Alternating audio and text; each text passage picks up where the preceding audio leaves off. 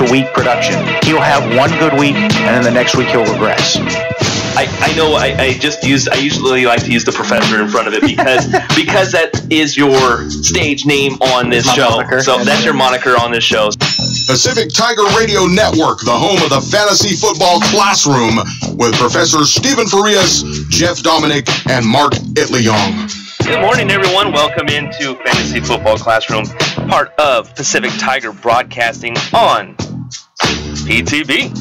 I'm JD Jeff Dominic, along with the Professor Stephen Farias and Mr. DJ JOD Mark Itliong. What's going on, guys?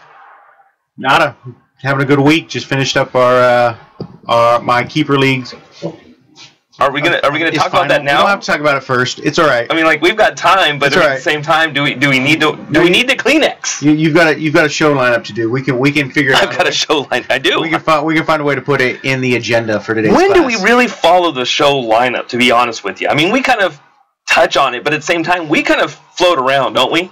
For the most part, we can go ahead and push back my my homer decision till later in the show. Well, you know what I found out? You know what?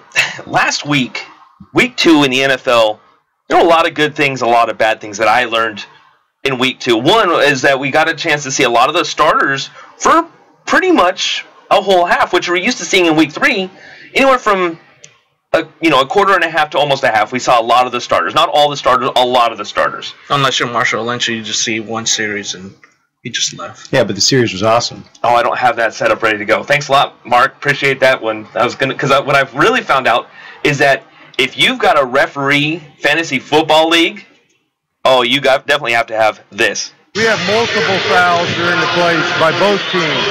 The receiving team holding number 46. Poor Pete Morelli. Holding number 81.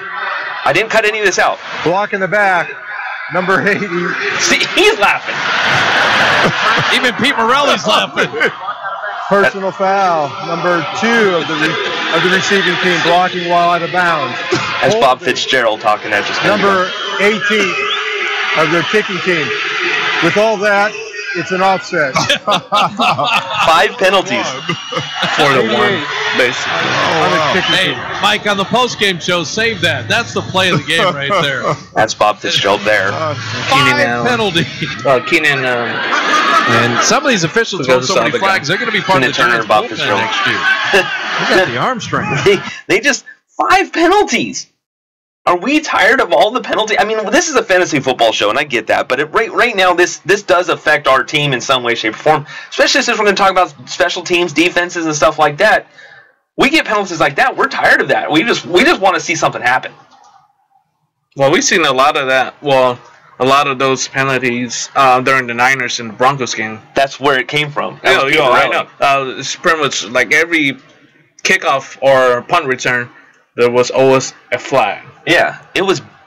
You know what it actually eventually does is probably. I mean, a lot of people don't watch the preseason as it is. I mean, they kind of just get tired of it. After the first half, they're on to something else. But for people that work the game, like Mark, I'm sure you did and I did too at our respective stations. We just kind of we're like, okay, I'm done. I want to go home. I want to be done. I'm ready to. I mean, and a lot of people, like the diehard fans, they probably did the same thing. Yeah, I'm done. I want to go home. It just teaches me why you should never watch the 49ers or the Broncos. Well, I think just the Niners, because they were back-to-back where they were just... And the Raiders have nothing to talk about. They were one of the most penalized leagues from 2000 to 2012. 2016, they had awful penalties. It's not about the penalties. Make your penalties count, folks. They had 5. I think that counted. We counted 5. Yeah, but none of them really mattered. It's the preseason. What does it matter? Going back to the Broncos and Niners game, I forgot who's the guy, but the first-round pick for the Broncos, he had 5. The left tackle, Bolden. Or no, that's not Bolden. Bolin, I think it is. Something like that. I think it starts with something like that. He got flagged. That just sucks for him to be flagged several times, and he's the first-round pick. Just wait until Khalil Mack gets a hold of him.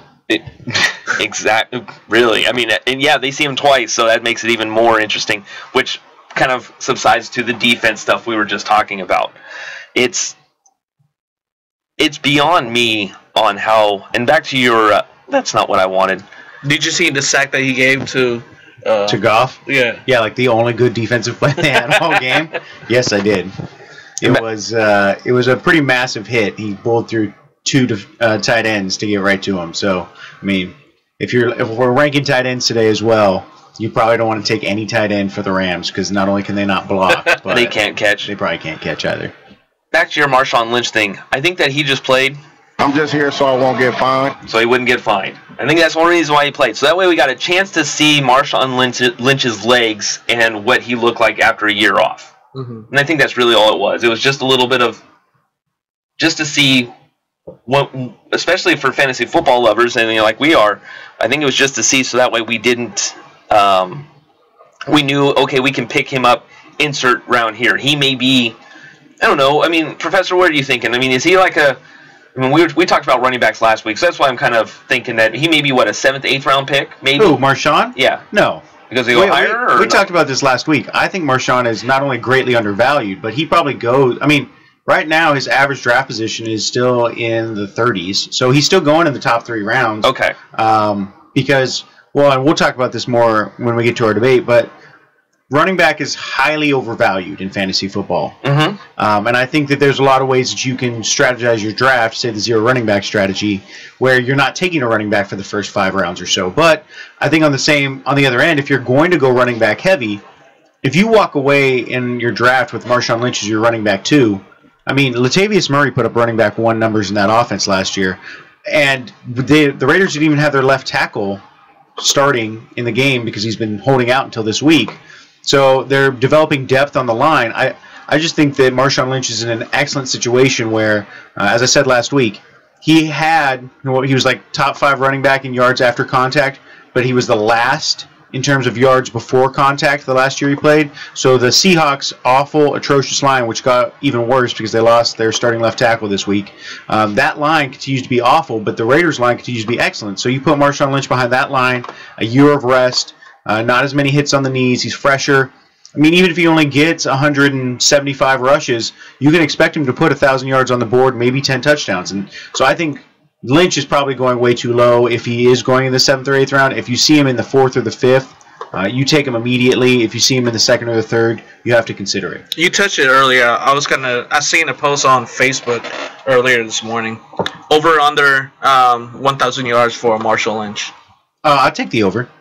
I mean, you would have to believe that he either gets injured or that somehow DeAndre Washington and Jalen Richard take over that running backfield. And I don't think you have any indication as to why that would happen. I mean, they went out and they got Marshawn. He wants to play at least for another year, maybe 2, because he's at home in Oakland.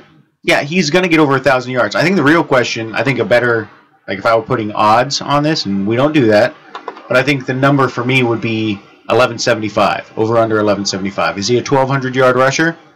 I'd take the under on that, but he's definitely a 1,000-yard rusher. With 10 touchdowns, you said, or? I think he has the potential for 10 touchdowns. Remember, Latavius Murray got all of the goal line work. I like the fact that they drafted Latavius Murray in, like the 7th round or something like that, so he always held a special spot in my heart as a running back because of all the times we got burned by Terrell Davis, a 7th-round running back. But I think on the other side of that, Latavius Murray was notorious for not seeing the hole correctly, not being patient enough. Marshawn Lynch is 1,000 times better than Latavius Murray has ever been in his career. And Latavius Murray had 12 touchdowns last year. He parlayed his opportunities of 200 carries into 12 touchdowns. So I think Latavius Murray, if you thought Latavius Murray was bad and you were like, how is he doing this well? Then you should look at Marshawn Lynch and go, Marshawn Lynch is good. I should expect him to do as well as Latavius Murray last year. What other things did you take away from preseason week 2? I've got 2 things that one that was like, all right, I like where this is going in one player, and then the other one kind of sparked my attention, but at the same time, I'm not going too far into him quite yet until I actually see a little bit more from him. I'm going to start with the same game. The person I took away, who, if you don't know him, then you should get to know his name. His name's Cooper Kupp from the Rams, and I know that after the game he's getting a lot of hype. As a rookie and a rookie wide receiver, he's going to be playing in the slot a lot. He's out of Eastern Washington, something like that, Washington State, some school that does not really play football that often. But he played football enough to put up over 100 catches every year in college. His freshman season, he had 21 touchdowns in college. 21. The kid is going to be, especially in that offense, an excellent receiver. And so what I took away from that game, and especially from that player, is Cooper Kupp is a wide receiver you're going to be looking for. On the other end of it, I think that you're really going to need to be working on looking to kind of downgrade some of the players, in my opinion, in Washington's offense. I kept Rob Kelly.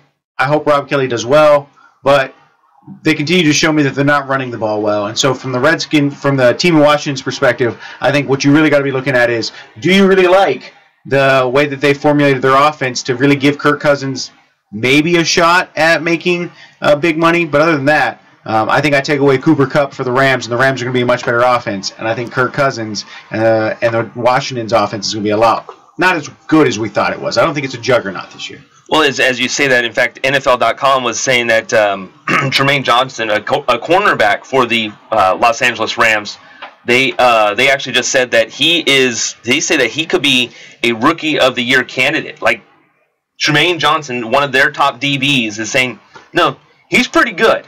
Who's also from Stockton, by the way. Exactly. That's kind of where I also was going to tie that in, but Mr. Mark Itliong threw that one in there. Mark, what'd you take away? I'm really tired of this. This is not fantasy football related, but I'm just tired of the whole kneeling media circus. Here we go, political. No, I'm not going to go there. I wish to just focus on the game and not who sits, who's kneel, who stands, who. It's like, get over it. I think that's the reason why, for one, I'm not really into the preseason right now, because there's nothing for me to really watch for. Right. Okay. Because for one, fantasy football doesn't really start, and it's just the whole let's show, and then people write how they're tired of covering that. Well, stop covering it. Just focus on the game. As electrifying as a hairdryer thrown into a hot tub, my friend. And one battle that I want to see that I like. Soccer is back. It is the Broncos. Travis Simeon and Trevor Simeon. Yeah, Travis. Yeah, Trevor. Apologize. You got the last name right, so that's all you look for. I'm looking at the front of his name, but yeah. Another 7th round pick out of Northwestern, so it's all right. Yeah, his name's hard to remember. So just like Kirk Cousins. That was a shout out to the GM from the Washington Redskins that could not say his name correctly. A franchise quarterback, you can't say the name correctly. Come on. He's got a franchise tag. I don't know if he's a franchise quarterback. As long as he has a franchise, so he's still a franchise quarterback. So I think that's. And we're the 3 best friends that anybody could have. We're the 3 best friends that anyone could have. The thing I took away from, there was 2, and one of them was I wanted to see how he looked being on the field after a bad injury, and that was Marcus Mariota. He looks like he didn't lose much of a step, and in fact, his throwing mechanics have gotten tremendously better. Now, is he going to be a first-round pick or a first top five rounds pick? No. But I'm looking at this guy going, he could be one of those guys that is very underrated this season, and he's got a lot of talent, and I think he'll do well. The other one that I was kind of at least perked my attention, and you take it for a grain, I can take it for a grain of salt, and everybody should right now, is that is Jared Goff. Jared Goff looked like a decent quarterback last week, or in week 2. I think that so far he's looking pretty good. We'll see how it goes, but that's where I'm at right now. We are at a break time, so let's go ahead and take a small break. When we come back, what do I have coming up for you guys? It will be who were the best, the bust, and the biggest surprises of the tight end position of last year. More to come. Fantasy Football Classroom on Pacific Tiger Broadcasting, PTV.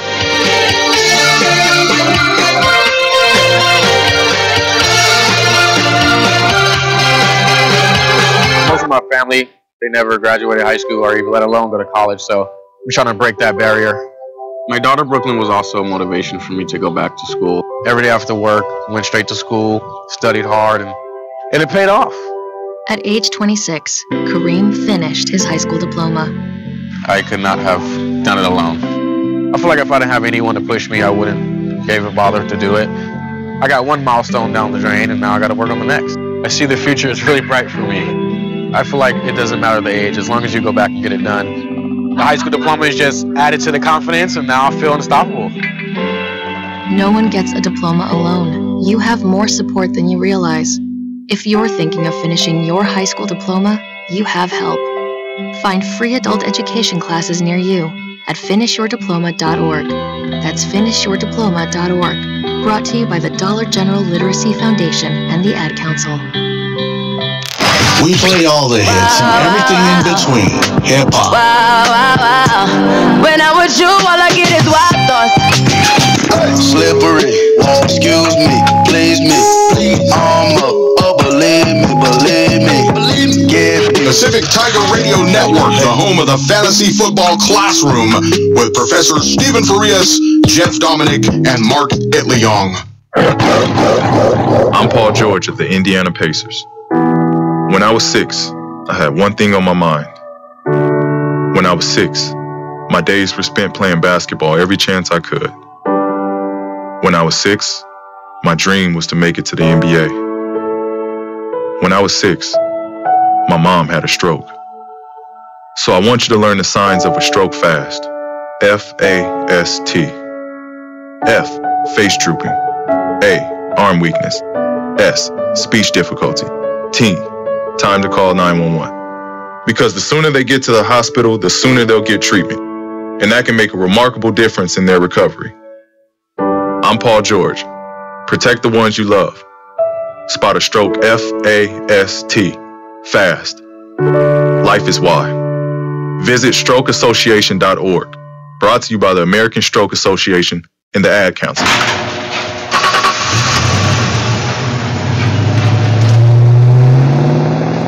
I spend a lot of time in the garage, but even more time in the rain, sleet, and mud. In '95, I helped tow your moving trailer. In '05, I helped you get out of a ditch. Yeah, I know I'm a bit rusty, and sadly in '09, it was sparks from me, your handy chains, dragging behind your truck that accidentally started a wildfire. Sparks from dragging chains can start a wildfire. Spark a change, not a wildfire. Visit SmokeyBear.com. Brought to you by the U.S. Forest Service, your state forester, and the Ad Council. Only you can prevent wildfires. People been saying to your friend, get a different face.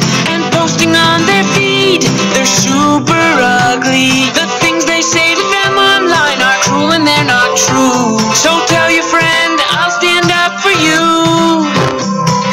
Don't worry, I know what to do. Know someone being bullied online? You can be a witness and make a difference by letting the world know it isn't cool and by letting your friend know you care. Learn more at eyewitnessbullying.org. Brought to you by the Ad Council. Rich is just a really good guy. The term good egg isn't enough to describe him. He's also certified organic and free range. Rich puts the cap back on everything.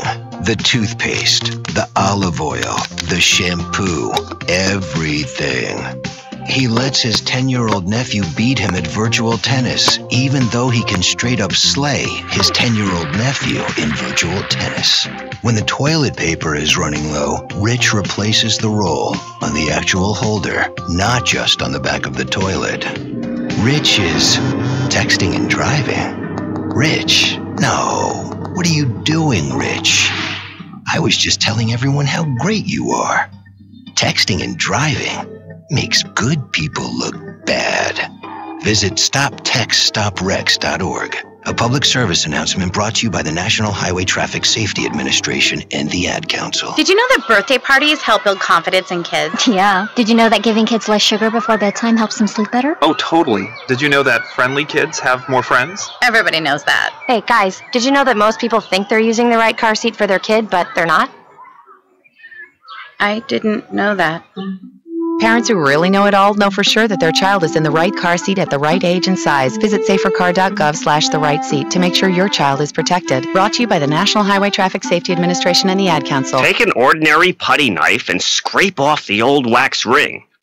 Place the new wax ring over the flange, then line up the bolts with the bowl and gently set in place, making sure a proper seal is created with the flange and drain.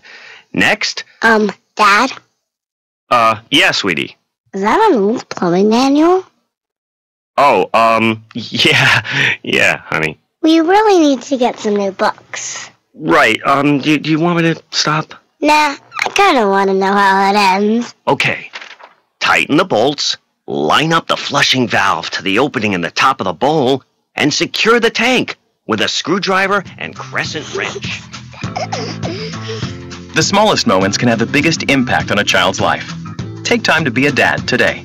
Call 877-4DAD-411 or visit fatherhood.gov. Brought to you by the U.S. Department of Health and Human Services and the Ad Council.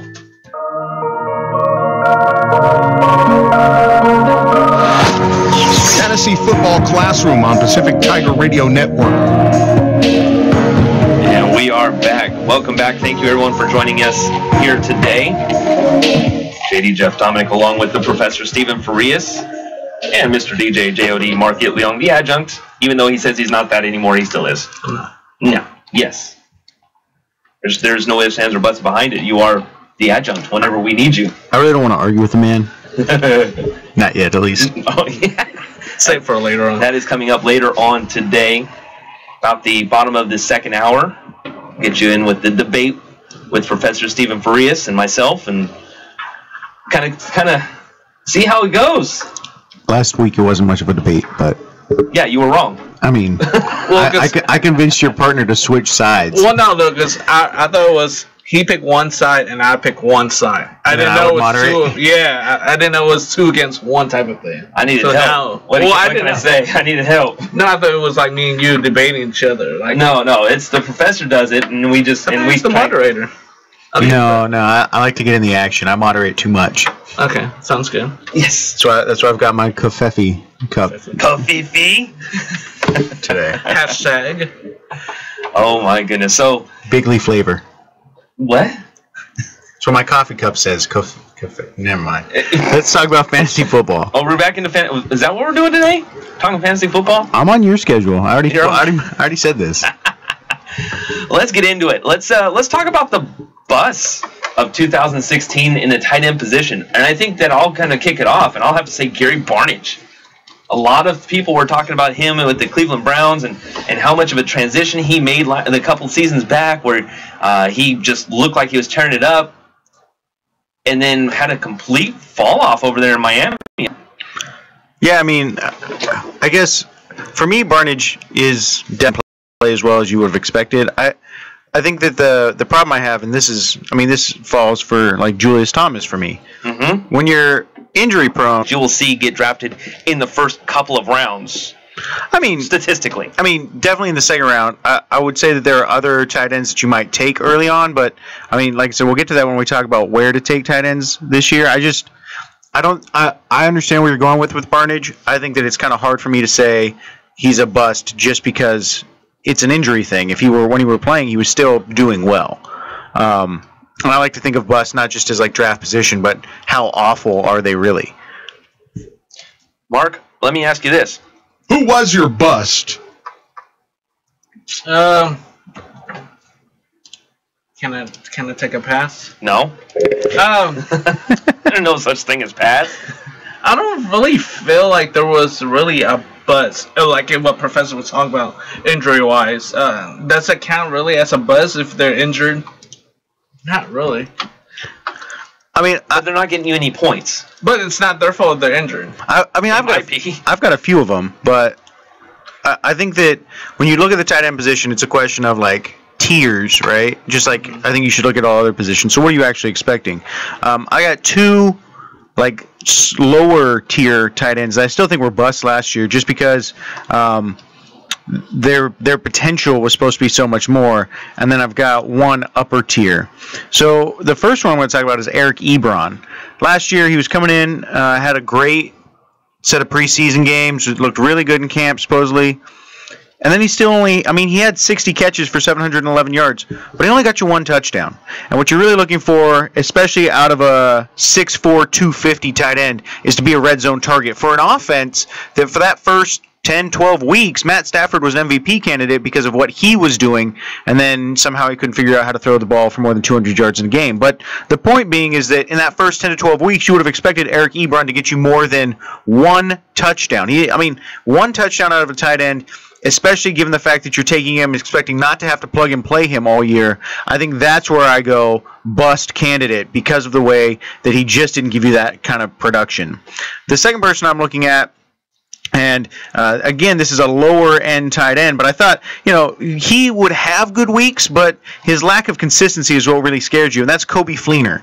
Again, lower tight end, has the skills, could never really put it together with Andrew Luck, but you go, all right, Drew Brees, that Saints offense, you should really be putting up more production. He had fewer catches, fewer yards, and only 2 more touchdowns than Ebron. So when I'm looking at it and going, you're in an offense that you should be the red zone target, that's where I go bust at the tight end position. And then the last one, who's more of an early round pick and has been consistently, and I think he'll get back to it this year, is Jimmy Graham.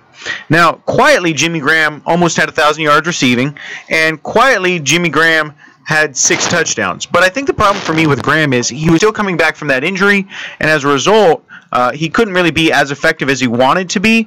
He was more effective than the year previous, but hopefully this year, I think he'll be locked in as a tight end 1, really kind of early round draft pick at the tight end position. But those are my 3 busts at the tight end position from last year, just because of the production you expect out of them, not just like where they're drafted. Well, I like the one you said about Coby Fleener. Especially for playing offense like the Saints, where Drew Brees is going to be throwing. Well, and then we also saw last year how Brandon Cooks, who didn't catch didn't get any game time last year. So it's one of those offense where you have so many weapons that you might not have the opportunity to get your touchdown that you really expect. For Fleener, he's a tight end that you expect to get on the end zone goal line, but I think plus you paid so much to acquire him. Mm-hmm. And I think that one of the things that, and I think this is something that I've recently read a couple articles on, is efficiency. When we talk about opportunity, Allen Robinson gets 240 targets, but they're from Blake Bortles and Chad Henne. Mm-hmm. You give me 175 targets from Drew Brees, I'll take that over the 240 targets from Blake Bortles and Chad Henne. And I think that that's the other thing that I have about Coby Fleener is you're right, he didn't get as many opportunities, but those opportunities are excellent pinpoint opportunities as opposed to, when Julius Thomas is sitting there for the Jacksonville Jaguars and getting balls thrown over his head, then Bortles is an awful quarterback. And I think that exactly. So I think that also factors into why I think Coby Fleener is a bust. His opportunities, although fewer, are immensely better, like 1.25 better opportunities than what you're getting in other offenses or from bad quarterbacks. So if Fleener can't produce with Brees or Luck, I really think you need to look to somewhere else for your tight end position this year. It's my quarterback. I wish T.O. was here. No, we don't. Where do we rank Jimmy Graham? Not as far as this season. I'm talking about last season. Do we consider him a bust? A lot of people were really high on him, thinking that, okay, he's going to be back in the system. He's going to lock on with Russell Wilson this season, and oh my goodness, what just happened over there? I fell out of my chair. My bad. You mentioned Jimmy Graham. He just got too excited. Jimmy Graham's awesome. Jimmy Graham. So continue on. But just, so where would you rank Jimmy Graham? He made my bust list. Did he make your bust list? I just said I said he's my upper tier. Jimmy Graham is my upper tier bust list out of Seattle. Like I said, I feel like it's not that he should have been better. He was coming off injury. He gave you 920 yards and he gave you 6 touchdowns. It's more that even with that, you still expected a lot more from Jimmy Graham, and I expect 1,000 yards rushing at least, or 1,000 yards receiving this year at least for Jimmy Graham, especially because Russell Wilson's still going to be running for his life. What about the biggest surprises of last season? There were a few. And I think that the biggest one, and I wouldn't really call it a surprise, but if you have to throw one out there, and if my computer decided to stop working on itself, there it is. It would probably have to go in. As far as the tight end position goes, you know what? I'll let you go ahead and start because my computer's not operating like it should. Do you want to go, Mark, or you can go. I've got one big one, and it's because out of left field just set the fantasy league on storm, or set the fantasy world in a storm for a little while, and that's Hunter Henry from the San Diego Chargers. You expected Antonio Gates to be playing. You knew Antonio Gates was getting older, so you didn't know really what to expect, and you don't expect a lot from rookie tight ends. That's something that you need to know. So when we get to our tight ends and where you're ranking them, I know everybody loves O.J. Howard. Do not expect O.J. Howard to put up more than Hunter Henry's going to just put up last year. But I'll give you the numbers. He only had 36 receptions for 478 yards. But he was a red zone fiend. Got 8 touchdowns for you. Hunter Henry, I think, was a huge surprise because you expected Antonio Gates to play well. But even when Antonio Gates came back, Hunter Henry was still getting looks in the red zone. So this year, Hunter Henry, I think, is somebody that you look to as kind of a near top tier, like not first tier, but near starter every week at tight end. So he's in my top 12. But I think Hunter Henry really surprised me last year. And the other one was Martellus Bennett. I don't actually look for Martellus Bennett to do a whole lot this year. But last year he filled in not just admirably, but exceptionally well for Rob Gronkowski when he was out. And even when Rob Gronkowski came back, Gronkowski is kind of like a decoy, got Bennett some touchdowns. So I thought both of them did an excellent job compared to what you thought they might do. Mark, what you got? Going back to, you mentioned the Chargers. Remember, it's Los Angeles Chargers, even though they were San Diego last year. I don't have that sound effect. We just got to get ready for saying Los Angeles and San Diego. I don't think I'll ever be ready for saying Los Angeles. No, I don't think anybody will be. I didn't know that it changed, to be honest, but no news, right? It's fake news, everybody. Fake news everywhere. My surprise really is Zach Ertz. He didn't have that big numbers, what we expect, really. He was consistent, though. Yeah, and plus, he was working with a rookie quarterback. The tight ends are always a rookie's blanket, safety blanket. So to have him there, pretty much he was there whenever Carson Wentz needs someone to throw to. He was right there to catch them. How about Cameron Brate? I think a lot of people were surprised on his production last year, especially the last, from week 4, pretty much week 4 on. He was probably one of the most productive tight ends that no one was really talking about, but except for Professor Stephen Farias, honestly, because you were talking about him probably about from week 6 on. You were talking about how good he was becoming and how great he was starting to become. Well, and I think that, again, this was a question of tight end and opportunity, team and opportunity. And that's why I don't like Cameron Brate as much this year. But when you look at that Buccaneers team, you needed somebody to really be catching the ball over the middle. And what people didn't realize about Brate is this wasn't his first year. It was his 3rd year in the league. Right. So, again, this is where I go. Rookie tight ends, they don't give you a whole lot. His first 2 years, he had 24 catches combined. Last year, he had 57 and 8 touchdowns. Again, looking at maturing over time at the tight end position is necessary. So I think from that perspective, I'm all about Cameron Brate going forward as kind of like a backup tight end that you can plug and play on certain weeks. But he had a great year last year, considering nobody knew who he was. Absolutely. Before we take our next break, real quick, the best tight ends that you thought that helped you win leagues or get you far in the playoffs last year. For me, one is Jordan Reed. Okay. And what was I was going to say about that? And I'm glad you brought him up. Was that he was kind of a bust in 2000. What was it? Where are we at? 2006. So 2015, he got hurt a lot. And he just didn't help you, and that's kind of that's where I kind of, use my, were you a bust or were you not? Rob Gronkowski was another one. It was just he was great, but he got hurt.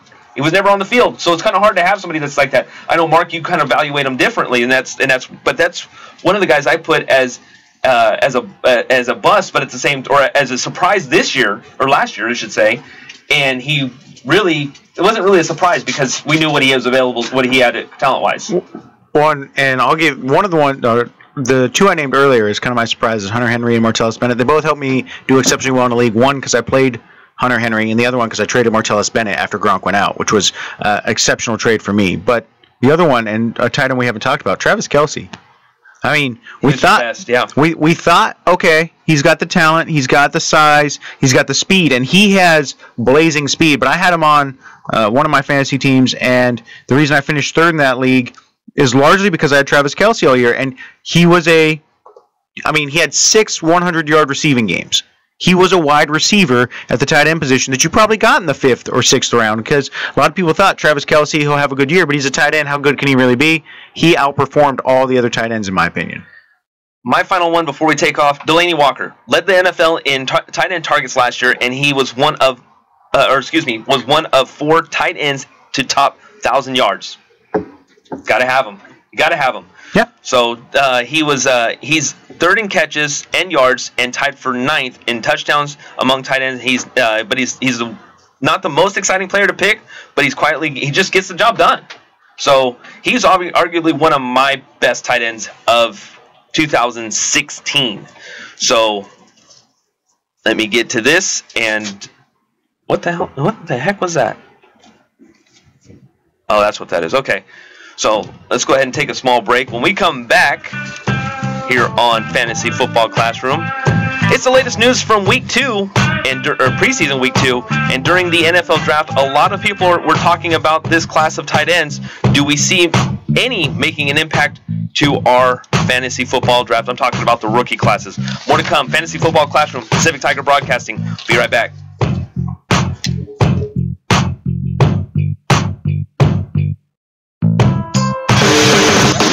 You're on the air with Tiger Radio. Pacific Tiger Radio Network, the home of the 209 Sports, with Jeff Dominic, Paul Weiskins, and Mark Itliong. My name is Lola Silvestri, and I'm going to be 95 this year. I was very independent. I fell, and I had to have Meals on Wheels. America, let's do lunch. 1 in 6 seniors faces the threat of hunger, and millions more live in isolation. Drop off a hot meal and say a quick hello. Volunteer for Meals on Wheels by donating your lunch break at americaletsdolunch.org. This message brought to you by Meals on Wheels America and the Ad Council. It may be hot outside. Oh, good grief. Stay cool by drinking lots of water and listen to Tiger Radio. Great, I love it. This is a test to find out if you know it all when it comes to children. Time starts now. Name one of the leading killers of U.S. children age 1 to 13. What's the best way to protect children in a car crash? At what age and size should a child start using a booster seat? Where can you find the answers to these questions? Car crashes are one of the leading killers of U.S. children. Many of those deaths could be prevented by making sure that kids are in the right seat for their age and size. Don't assume you know it all when it comes to car seats for your child. Go to safercar.gov/the-right-seat and know for sure. That's safercar.gov/the-right-seat. Brought to you by the National Highway Traffic Safety Administration and the Ad Council. In the small town of Elmira, New York, a boy was born into an all-American family. The odds of him achieving his dream in the fashion industry? 1 in 23 million. The odds of having a child diagnosed with autism? 1 in 68. I am Tommy Hilfiger, and my family is affected by autism. Learn more at autismspeaks.org/signs. Brought to you by Autism Speaks and the Ad Council. This is Tiger Radio. Music is a bridge between the material and the spiritual. My name is Harvey Lauer, and I'm 82. As a blind person, you have to be aware that nobody can tell you what you can or can't do. You really have to try things. My folks got me a little radio in 1940, and that was the best Christmas present I ever got. When I was 11 years old is when I started to play music, play the piano, and then the accordion, and then the cello. My wife, who was also blind, was a good cook. When she died, that's when I started Meals on Wheels. America, let's do lunch. It's Meals on Wheels. 1 in 6 seniors faces the threat of hunger, and millions more live in isolation. Drop off a hot meal and say a quick hello. Volunteer for Meals on Wheels by donating your lunch break at americaletsdolunch.org. This message brought to you by Meals on Wheels America and the Ad Council. Great party, huh, guys? Yeah, this is so much great. fun. If I do say so myself. Hey, did you know that birthday parties actually help build confidence in kids? Yeah, I did know that. Did you know that giving kids less sugar before bedtime helps them sleep better? Right, of course. Yeah, I knew that. Did you know that strollers have the right of way on sidewalks? Oh, yeah, I knew that. Yeah, that's true. Did you know that friendly kids statistically have more friends? Everyone knows that. Oh, yeah? It's pretty obvious. So obvious. Hey, guys, did you know that most people think they're using the right car seat for their kid, but they're not? I didn't know that. Think I knew. No, you didn't. Parents who really know it all know for sure that their child is in the right car seat at the right age and size. Visit safercar.gov/the-right-seat to make sure your child is protected. Brought to you by the National Highway Traffic Safety Administration and the Ad Council. Fantasy Football Classroom on Pacific Tiger Radio Network.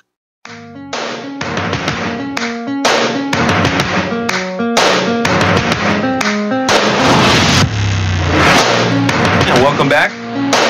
JD Jeff Dominic along with Professor Stephen Farias. Fantasy Football Classroom on the air here in the Pacific Tiger Broadcasting Studios. Thank you all for tuning in. Little news and notes of this last week, preseason week 2 in the NFL. I think the one that I'm noticing is that, it happened yesterday, was Odell Beckham Jr. went down with an ankle injury. A lot of people are saying he's saying he's fine. Probably won't play week 3. Probably won't play the rest of his preseason. Does that hurt or help his fantasy football outlook? From my opinion, I don't think it really matters. I think that he's done for the rest of the preseason. Obviously, you get a scare like that, he's not going to play. But I think all the reports being that he's fine, that he avoided serious injury. I mean, he was walking around on the sideline after the fact, no limp. I think that in that instance, then I'm really not too concerned about him. I think that he is still in the top tier of wide receivers. So at that point, I don't think that you're really going to be shying off from drafting him. If it was something serious, like there was ligament damage or something like that, even in his ankle, you might be a little bit scared because you wouldn't have him for the first few weeks. But I think with it being the way it is now, you're fine to draft him whenever he's a top 4 pick. So David Johnson, Le'Veon Bell, Antonio Brown, Odell Beckham. Pick one of those 4, and I think you're fine if you're in a snake draft. Mark, your thoughts? I think you don't care. I'm a Dallas fan. No, I think I read last night on Twitter that it was his feet and not his ankle. Oh, really? Okay. So or something like that, vice versa, which means that it's not that serious as people have thought when he went down. So I agree with Professor. He's still the top player that you want to draft. You don't want to leave him hanging like that. Cause is he a number 1 pick? No, he's not. He's not an overall number 1 pick, but he's a first-round pick. And does it also depend on what kind of fantasy draft you're into? I mean, I think to be fair, I mean, he's going to be in the top 3, right? I mean, is that where we're putting him now? Top 4? I mean, I guess it will depend on the settings in your league. Like, if you have a full PPR, like it's not 0.5, but you get a full point per reception, I think he's easily a top pick. Because, and this goes back to something I think we talked about, and we'll talk about more when we rank our wide receivers, but quarterback play. Ben Roethlisberger, I said it last week, he does not play away from Pittsburgh well. He becomes he is a bottom tier quarterback when he's away from Pittsburgh. He's not even like he's in the 20s. Low, and I think Ben Roethlisberger is overrated. So I think the problem with Antonio Brown is if you anticipate yes, Antonio Brown is still in the top 4, but I think that I can make the argument that I'd take Odell Beckham at number 1 overall if I was getting a full PPR and I didn't like Ben Roethlisberger, which I don't. So I love Antonio Brown. I think that for the most part he is matchup and quarterback proof, but I mean I can make a solid argument I think for Odell Beckham. Other things to think about: quarterbacks. We talked about quarterbacks last week. And if you didn't have a chance to listen about our show, we'll refresh it next week, kind of a refresher course, if you will, before the real big test of fantasy football drafting. But 2 quarterback stories really kind of coming out of camp. I think the biggest one is probably the Denver Broncos and what their situation is. There is one out of Cleveland too, but I think the expectations are a little higher in Denver versus Cleveland this year. So I think that Trevor Siemian getting the opportunity to shine is a big deal for him, and actually really his teammates. Getting that done now is big for them. As far as in Cleveland, DeShone Kizer and the Brock Osweiler debate, sounds like Brock Osweiler may get that position, but I think no one really cares at that point. I mean, I care because really? I mean, but again, this is where I come back to what are we looking at in terms of players and who's going to play where, right? So I'm not drafting either DeShone Kizer or Brock Osweiler, but I think that there are players on the Browns team that will benefit from and when DeShone Kizer becomes a starter over Brock Osweiler. So the sooner that begins, the better off their receivers are. Similarly, I think with Trevor Siemian, I'm not playing him, but I think Trevor Siemian, he is an opportunity for Emmanuel Sanders. He's an opportunity for Demaryius Thomas. He's an opportunity for all those players to do better. And one we're not talking about who was just named the starter is Tom Savage in Houston. And Savage, who apparently has already beat out Deshaun Watson, but I don't believe that. But apparently he's already beat out Deshaun Watson. So with him as the starter, you need to kind of think about, well, are they going to be able to throw downfield to Nuke as much, or is Will Fuller going to be a much better option? And I think that's where I go, you're right, I don't like any of those players to play for my fantasy team, but who do they play with? And that affects who I'm going to draft at the wide receiver position or who I'm looking at throughout the year, because once DeShone Kizer starts, it's an air raid offense. They're going deep, and Hugh Jackson is going to air it out as much as possible. I could see that for sure. I mean, and what the heck is going on here? No, I don't. Trying to get to something, but anyways, back to the discussion of over in Houston.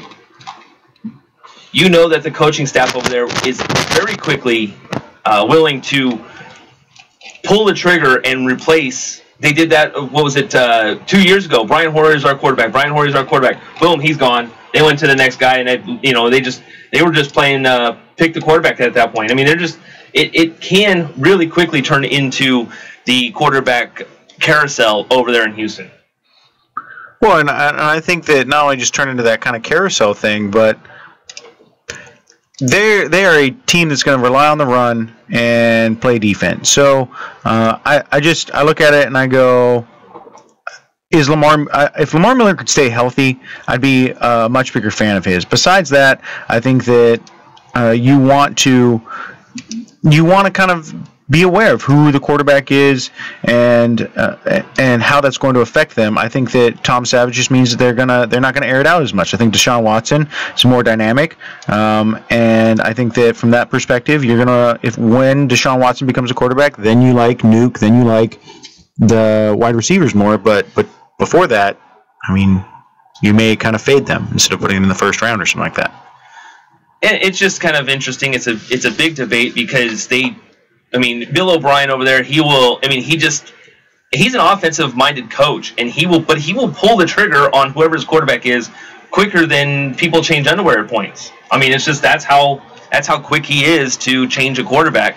Like I said, they had Brian Hoyer, and then he wasn't performing well, and then they switched it real quick.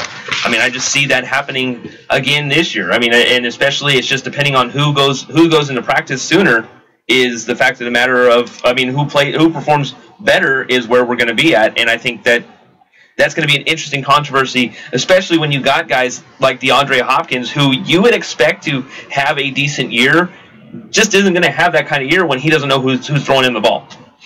It happened last year too.